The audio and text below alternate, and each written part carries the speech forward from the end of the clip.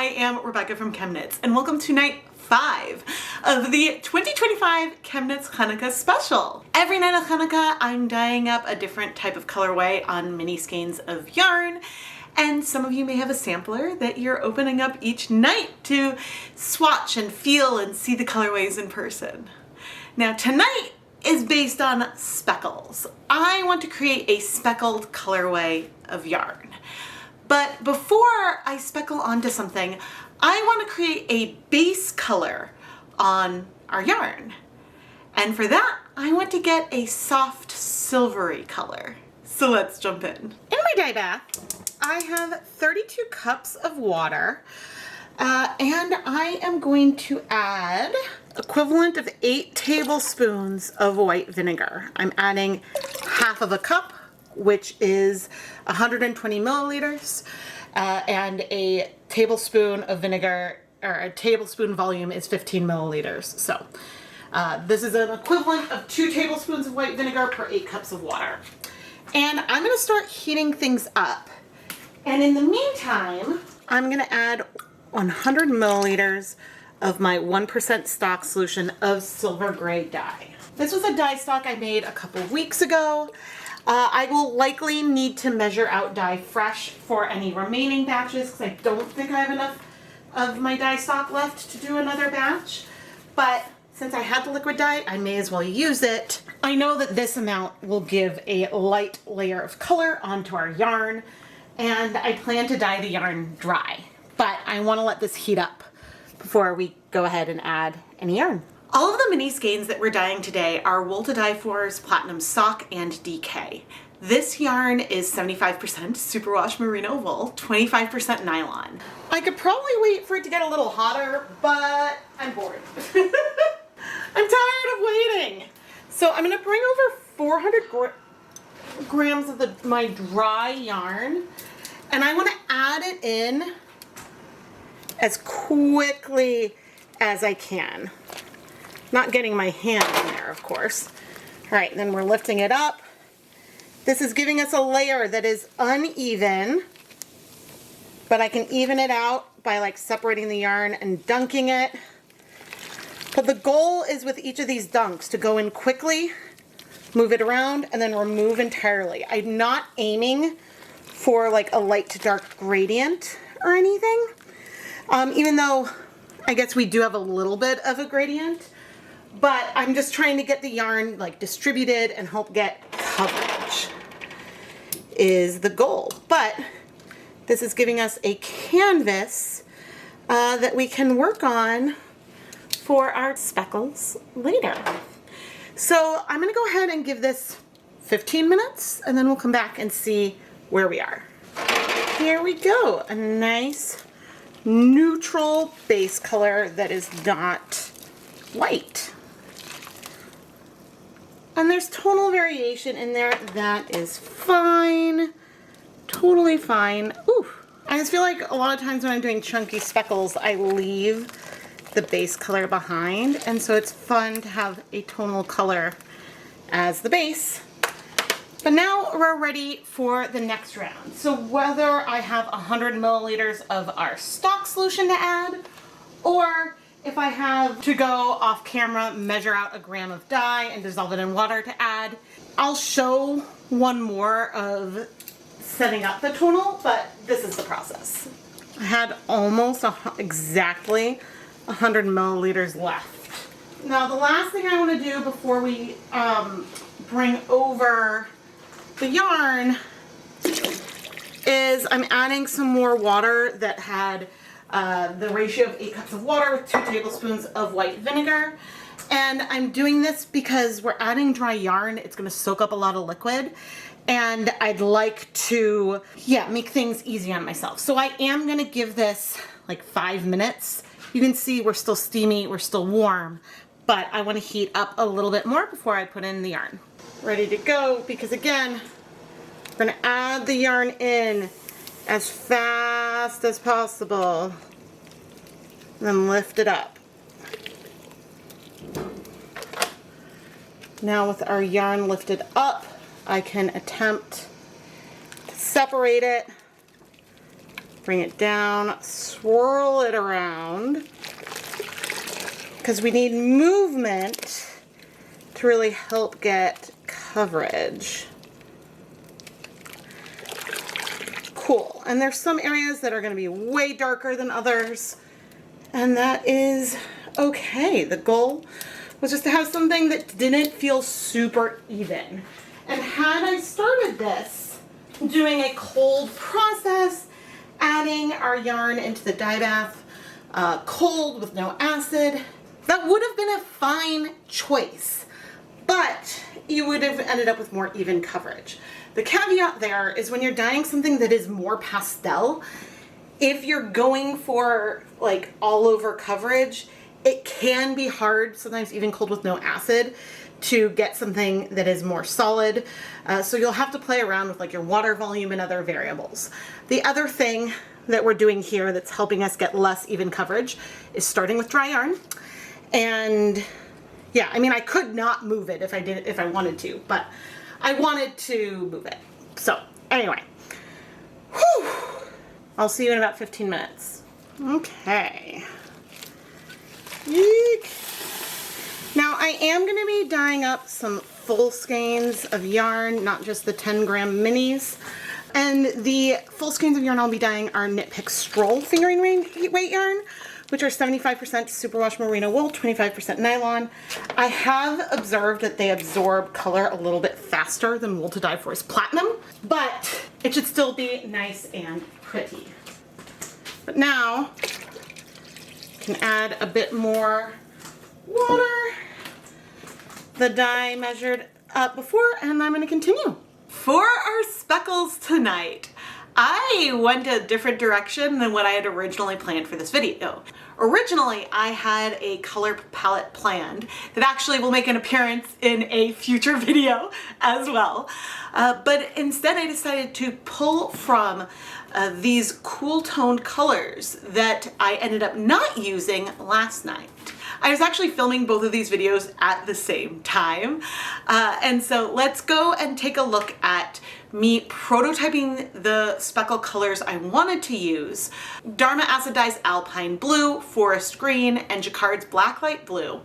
And we're gonna speckle on a white base to get a feel for how the colors kind of work together before we go ahead and speckle onto our silvery gray yarn.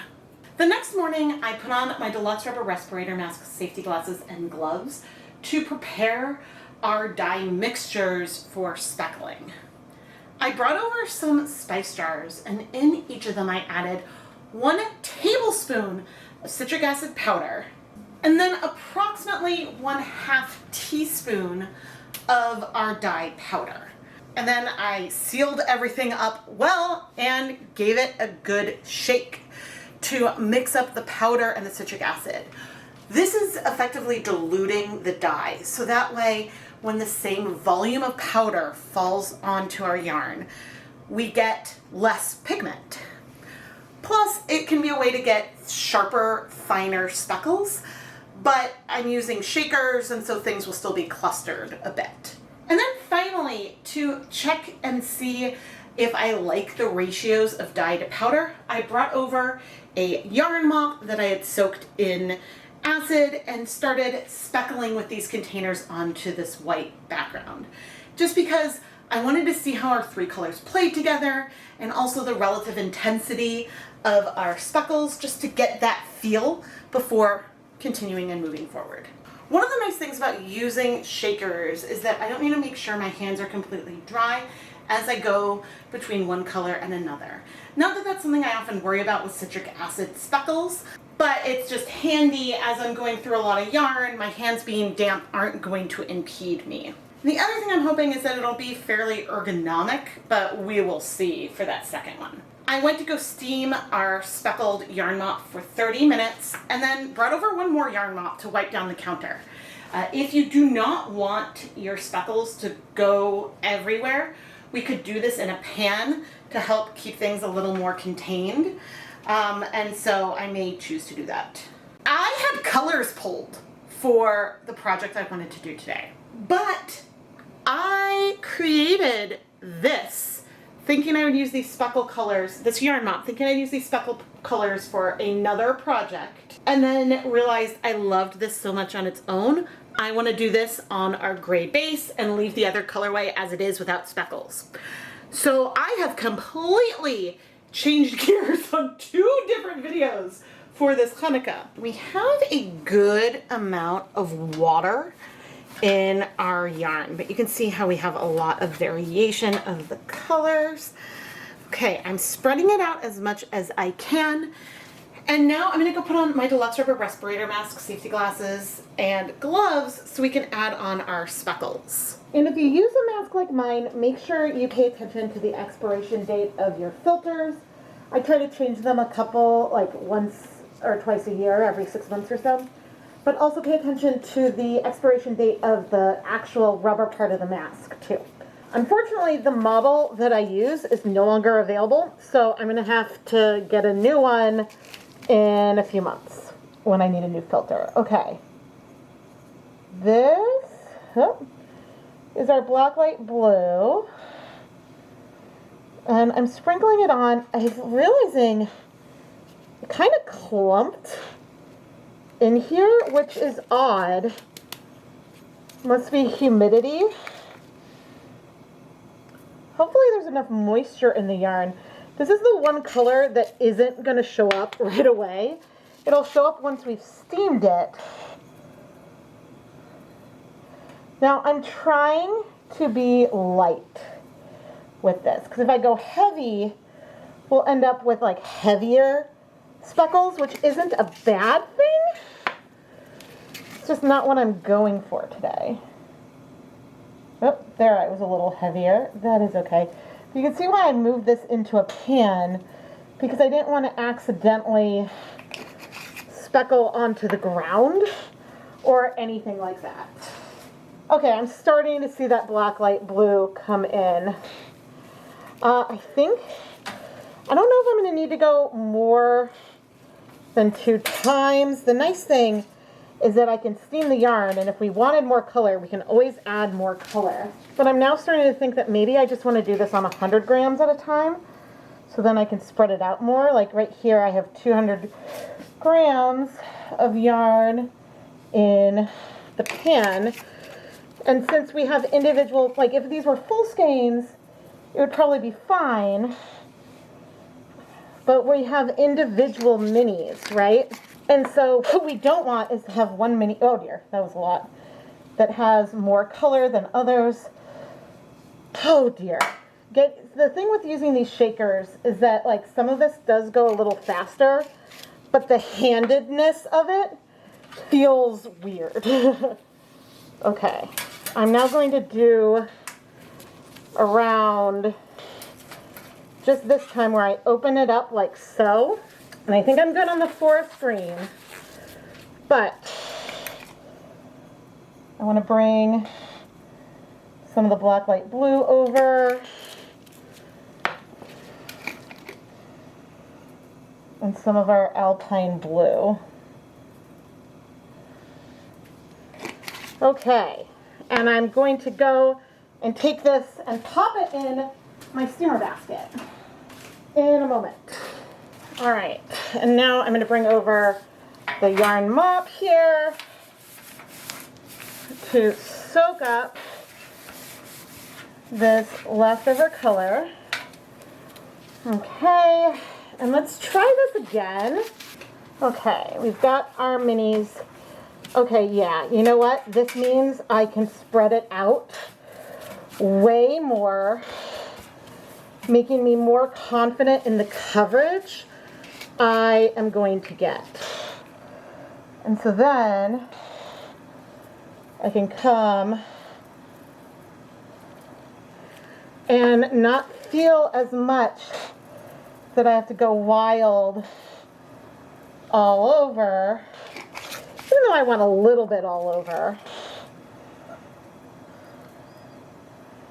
Some blacklight blue, which is hard because it really is not that pigmented. I'm probably going to have to mix up more, but I didn't want to have too much of the blue. If that makes sense. Okay, on this flip, let's go in. Oop, that was a little heavier than I wanted. It's okay for the colors to overlap. The Alpine blue. The problem is that the Alpine blue and the frozen look very, very light until they've sunk into the yarn a bit. And our forest green does not. But now, easy peasy, take this to the same steamer basket and we can continue. Now, I probably could get away with without wiping things up in between. It's okay if there's a little bit left, but I don't want to have too many smudges on our yarn. I continued to bring over about 100 grams of yarn at a time, adding on our speckles. But then rather than waiting for a steamer basket to free up, I continued to fill up the pasta insert that I had over at my stove, so that way I could have 800 grams of yarn steaming at the same time. And I'll show you that near the end. If I haven't showed you that already, I'll show that when the yarn is done heat setting. But I didn't start the timer until I finished the 8th bundle of mini skeins that I was going to be dyeing up in this way. Now, the thing that I found super interesting is that I went through the Alpine blue the fastest, and by the end I was pretty much out of that particular pigment. When it came to the blacklight blue, I was also going through that one pretty quickly, but there's still a little bit left after dyeing half of the yarn I'm going to dye. And then the forest green, I got a lot of that left. It's possible I could run out of that when I go to do the next batch, but I am going to mix up some more off camera of the Alpine blue and blacklight blue using those same proportions that I started with already. And as for our yarn mop here, after this first pan, when the steamer basket is full, I'm going to steam set this for 30 minutes and then we'll wash it off camera, and I'll use another batch of yarn to wipe up for the next bundle. I just turned the heat down. Woohoo! This one got a little heavy. But now we can remove, ooh. The blacklight blue is like a subtle hint. I'm very excited to bring out a black light to see if I feel it more, but it adds like a tiny little accent, which is super nice. Whoop. The yarn is very saturated, which is good. Oh, I'm so happy I did this. The other colors I had pulled, because I originally had a completely different idea what I was going to do on this yarn, are gorgeous. Don't get me wrong. But I'm happy I did what I did. And the water level is wonderful. I'll add a little bit more water. You can add a little bit more in if you want. But before I start the next round, I may as well steam set this for 30 minutes. I put my respirator mask back on so that way we could dye up more yarn.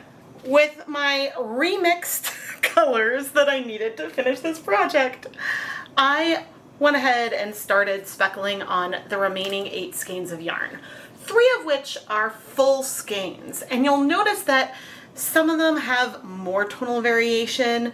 I think that this second batch, this was all yarn that I dyed using freshly mixed color versus dye stock I already had. Not that I know if that makes a difference, but I did observe that our stroll absorbed color faster than the platinum that I had in the same container. And so I just think that that observation is always one worth sharing.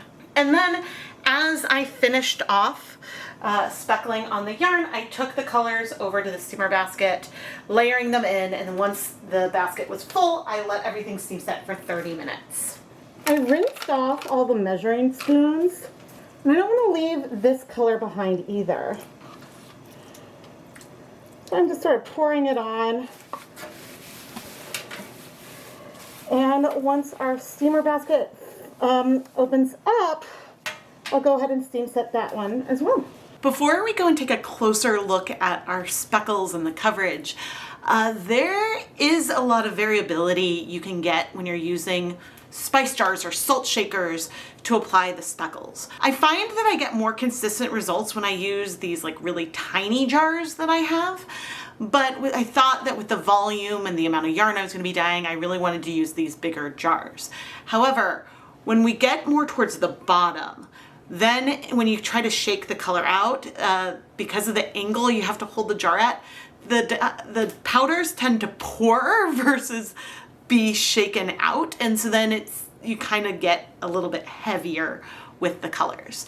I will include affiliate links to both of the types of shakers that I use, the large glass ones you saw me use here, and then I have some tiny plastic ones that I've used, for example, for my Eevee colorway in the past. So that way you can go check those out if you're looking for a vessel for speckling. But let's go take a close look at our speckles. Man, there are some places where the heavy speckles are totally speckling, and then there's some other spots where they've splotched a little more, and that is mainly just because of the different rates that the dyes are coming out of the container, the different shaker.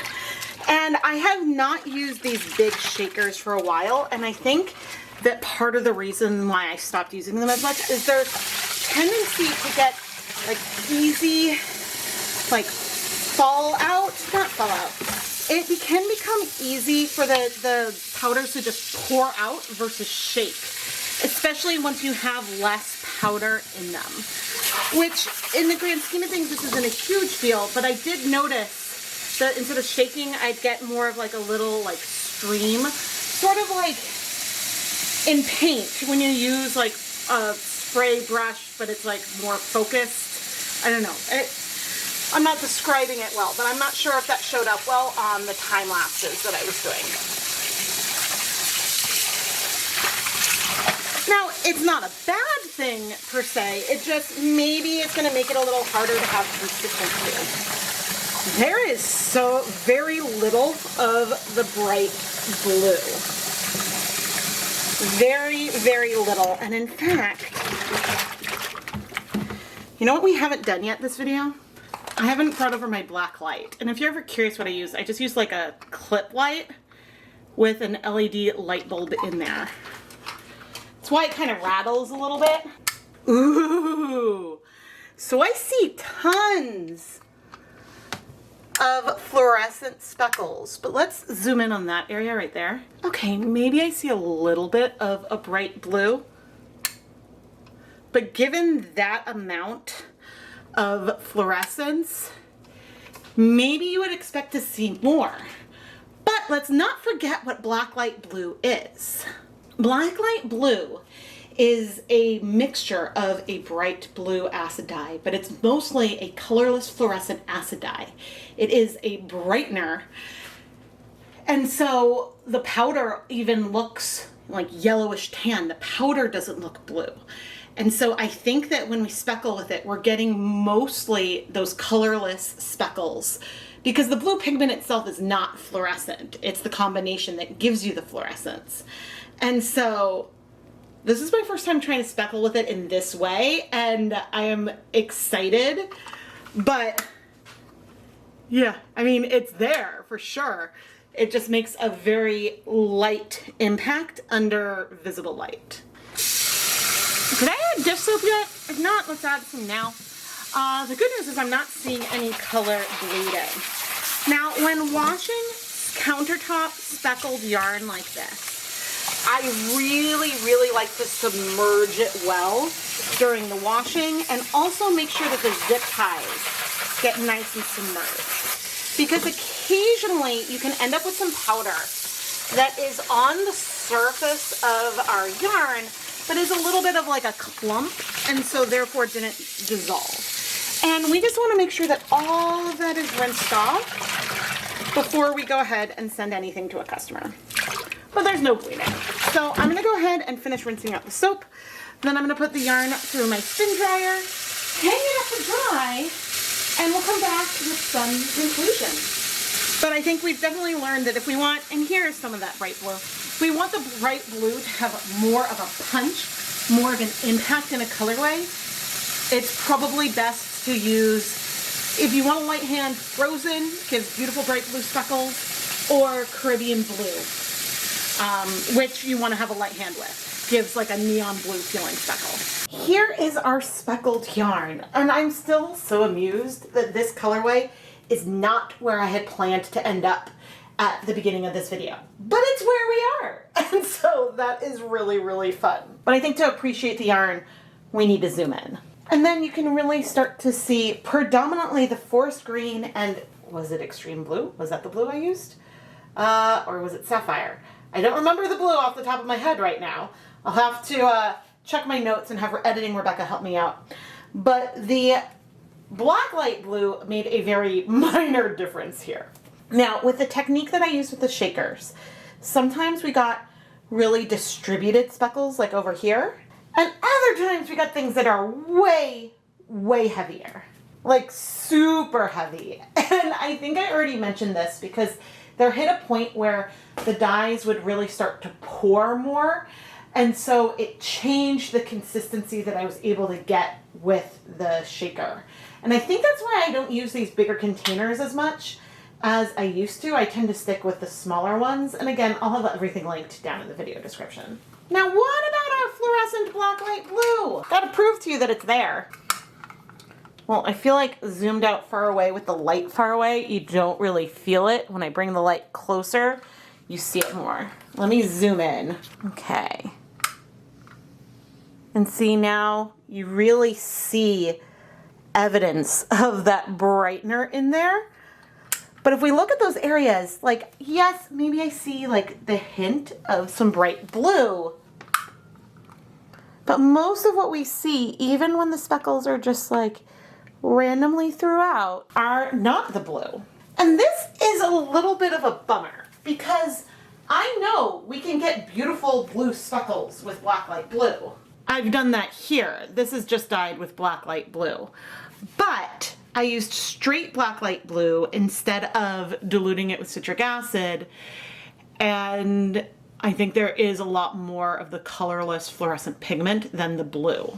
This just means if you want neon blue speckles, you should go for a pigment like Caribbean blue or Frozen that gives that bright blue color, but it's not going to bring any fluorescence. And I would say that the blacklight blue, I would be more inclined to use it when I'm wanting to get that fluorescent blue color with something hand painted, or if I wanted to get fun fluorescent speckles that are invisible here to the naked eye, then I might go for the Jacquard's optical brightener that they sell.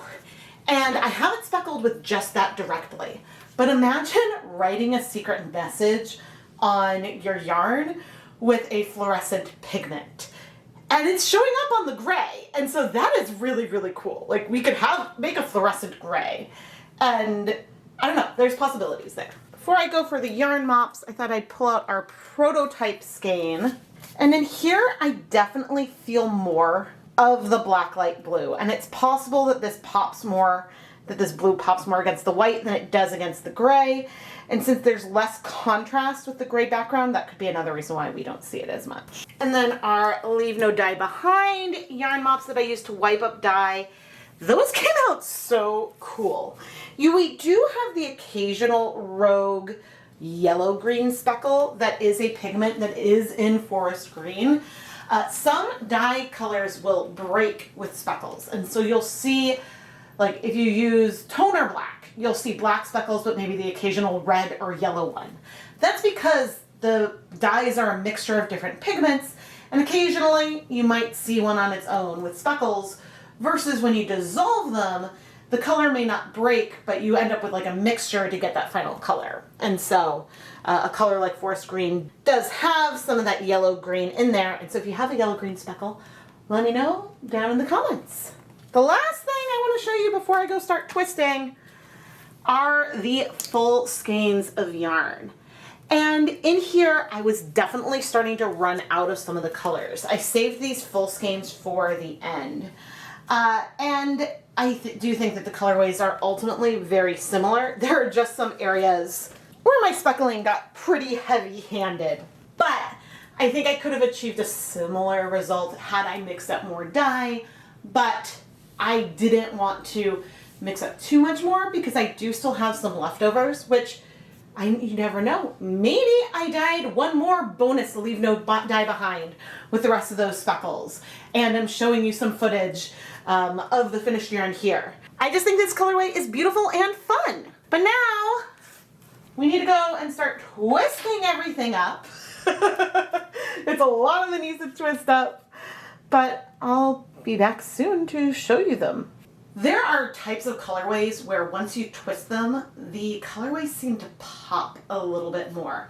I don't know if it's the tension in there or that you can see a lot of the different colors like side by side, but you can feel the variegated and subtlety of the speckles really nicely. I think that this colorway would turn into a stunning sweater with those flecks of color and just have depth and dimension and interest to it. Although I'm curious about, like, would I prefer it with the white backdrop with a little more contrast or on the gray? But actually the gray, looking at everything all together, I'm just thinking sweater, which I know is hard when you have 10 grams of the colorway. That's not enough for a sweater, but it's fun to envision doing this type of technique for a sweater's quantity because that absolutely is something that is possible to do and is very, very doable. I have some leftover dyes mixed with citric acid powder, and so let's leave no dye behind. And so I put on my deluxe rubber respirator mask, safety glasses, and gloves, and brought out some bundles of 20-gram minis. I have 200 grams of yarn here total, and started speckling on the dyes. I had pre-soaked the yarn in water with vinegar overnight, but we do have acid in here with our dye powders, so that should help. Now this time I wasn't really going for fine speckles. I was okay moving and spreading and blending the colors out a little bit. And then even in the end with the bottles, I added some water to them and then added that color onto our yarn as well, just to use up every last bit of these beautiful colors and to create some fun leave no dye behind minis to include in my Chanukah samplers. Then I went ahead and steam set this yarn for 30 minutes and washed it off camera. It's kind of fun how one thought, one decision can have a cascading effect when I'm designing yarn for something like the Chanukah samplers. I had intended to use these speckle colors last night, but then hit a point where I realized the beautiful blue yarn base was gorgeous on its own. It wasn't gonna let the speckles shine and be the stars, and so it just didn't feel like it was gonna work right. Now, while I was making that decision, I had the gray yarn in my dye pot, and I was in the middle of dyeing that. And so I realized that that light gray base would be perfect with the speckles over it. And so I took the colors I had planned, and you may have heard me say chunky speckles. I ended up adding these heavy, but I didn't end up doing those chunky speckles. And so I have another beautiful palette that is going to be saved for another night. And this time there's no spoilers because you don't know what I had picked. Normally I leave this kind of indecision and thought process for the behind the scenes vlog that'll come out after the end of Chanukah. Once we hit night 8, there'll be 2 bonus full skein yarn dyeing videos and then the behind the scenes vlog. But because I was so into filming these 2 videos, these thoughts really had to come in now. I could have saved all of this dye I mixed and used it, say, for Black Friday. I could have used it for anything else, and that also would have been fine. Although, thinking about the Black Friday colorway I used a different source of citric acid and didn't get any speckles anywhere near as fine as what I got tonight. And that is something for another day. Is it the proportion of citric acid to powder? Could it be the brand of dye, the actual pigments themselves, some pigments spread more, but also how finely milled your citric acid is. And I believe the citric acid I used in this video was a food grade citric acid and is milled pretty fine. Finer than the citric acid that I get directly from Dharma Trading Company. So that is something that you should keep in mind as well. I am Rebecca from ChemKnits. Please subscribe and turn on notifications so you never miss a new video. I've mentioned these Chanukah samplers a few times. I may still have some available in the shop and maybe even some of the add-on full skeins. I'll have a link to it down in the video description. And my shop is also filled with hundreds of skeins of hand-dyed yarn that have been featured in my videos. My inventory is a little lower after Black Friday, but with the new year, I'm going to be dyeing up a lot more yarn to increase the options, but there's still over 100 different colorways there. Once again, you can find links to everywhere you can find me across the internet and ways you can support me down in the video description. So what colors do you think I didn't use tonight? And I guess more specifically, what colors and technique do you think are coming up for Chanukah Night 6? I always love hearing your predictions, and there's a couple of you who sometimes are like spot on with the technique that's gonna come. And so I enjoy seeing what you think is coming in the live premieres. And so a huge shout out to the chat. Thank you so much for watching. Happy Chanukah, and I'll see you here tomorrow night at 8:30 p.m. Eastern Time.